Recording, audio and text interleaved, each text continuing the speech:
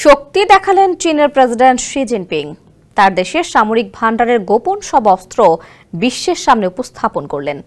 চীনের ভয়ঙ্কর সেই অস্ত্র ভান্ডার দেখে ভয়ে কাঁপন ধরে গেছে বেইজিংয়ের শত্রুদের মনে।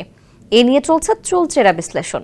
দ্বিতীয় বিশ্বযুদ্ধের ৮০ বছর উপলক্ষে বেইজিংয়ে এই সামরিক কুচকাওয়াজে উপস্থিত ছিলেন প্রায় ২ ডজন দেশের রাষ্ট্রপ্রধান। তবে সদ্য বন্ধুত্বের বার্তা পাওয়া ভারতের প্রধানমন্ত্রী নরেন্দ্র মোদীর নাম ছিল না অতিথির তালিকায়। এ নিয়ে বিস্তারিত থাকছে ডেস্ক রিপোর্টে। চীনের তিয়ানজিয়ানে অনুষ্ঠিত হয়ে গেল সাংহাই কোঅপারেশন অর্গানাইজেশনের সম্মেলন। ব্রিক্সের গুরুত্বপূর্ণ সদস্যদের অংশগ্রহণে এবারের এই সম্মেলনকে দেখা হচ্ছে যুক্তরাষ্ট্রের জন্য গুরুত্বপূর্ণ বার্তা হিসেবে। স্যান্ডেলিনা সো, রূপচর্চায় আভিজাত্য। বিশেষ করে গেল এপ্রিলে বিশ্বে বাণিজ্য যুদ্ধের সূচনা করেন মার্কিন প্রেসিডেন্ট ডোনাল্ড ট্রাম্প। সেই যুদ্ধের বলি হয়েছে যুক্তরাষ্ট্র ভারতের সম্পর্ক।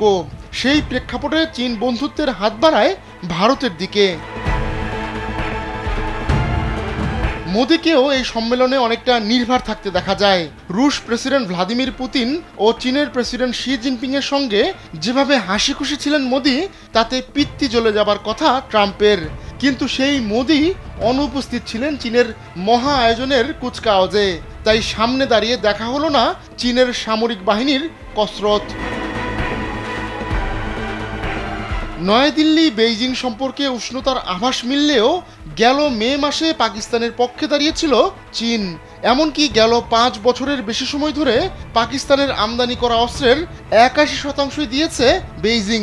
ভারত পাকিস্তানের ৪ দিনের ওই লড়াইয়ে ইসলামাবাদ সেই অস্ত্রের কিছু কারিশমাও দেখিয়েছে। এমত অবস্থায় কুচকাওয়াজে মোদীর অনুপস্থিতি নজর কেড়েছে গণমাধ্যমের।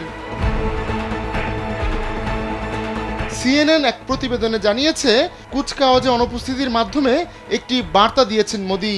সীমান্তে আগ্রাসন আবার চিরবৈরী পাকিস্তানের সঙ্গে চীনের কৌশলগত সম্পর্ক থাকলে বেইজিংয়ের সঙ্গে সম্পর্ক স্বাভাবিক করা সম্ভব নয়।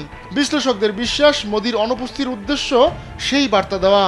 এর বাইরে মোদী এই প্যারেডে যোগ দিলে জাপান হয়তো প্রতিক্রিয়া দেখাতো। দ্বিতীয় বিশ্বযুদ্ধের সময় ৩ সেপ্টেম্বর আনুষ্ঠানিকভাবে আত্মসমর্পণ করেছিল জাপান। যেহেতু জাপানের সঙ্গে চীনের দীর্ঘ সংঘাতের ইতিহাস রয়েছে, তাই বেইজিং এই দিনটিকেই বেছে নিয়েছে।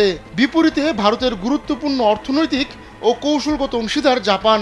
তাই মোদীর অনুপস্থিতির সঙ্গে কূটনীতি এবং ভারতের জাতীয় নিরাপত্তা উদ্বেগের বিষয়টি জড়িত বলেই বিশ্বাস বিশ্লেষকদের। আহমদুল্লাহ শিকদার, কালবেলা।